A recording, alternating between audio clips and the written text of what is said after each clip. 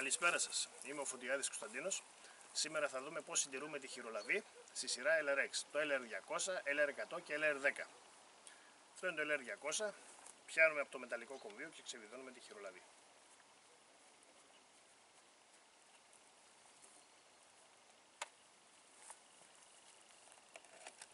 Κρατάμε τη χειρολαβή με το αριστερό μας χέρι και το δεξί μας δάχτυλο είναι ακριβώς πάνω στο κομβίο και δίνουμε μια γρήγορη.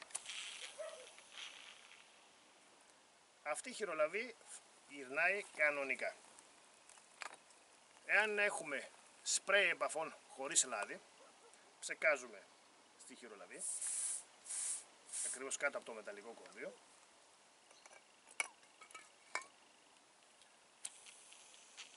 και βλέπουμε ότι γυρνάει ακόμα καλύτερα. Εάν η χειρολαβή μας δεν γυρνάει με αυτόν τον τρόπο, σημαίνει ότι το μηχάνημα δεν θα λειτουργήσει.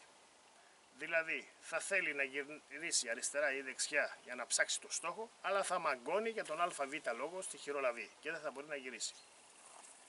Ας δούμε τη χειρολαβή παλαιού τύπου. Αυτή με το μεταλλικό είναι του νέου τύπου και έρχονται όλα τα μηχανήματα με αυτή τη χειρολαβή. Η παλαιού τύπου που βγήκε το 2013 είναι αυτή η χειρολαβή με το άσπρο πλαστικό. Πάλι κάνουμε την ίδια διαδικασία. Γυρνάμε. Και αυτή η χειρολαβή γυρνάει καλά. Μπορούμε να ψηκάσουμε εδώ, ακριβώς κάτω από το πλαστικό, και γυρνάει πάλι καλά.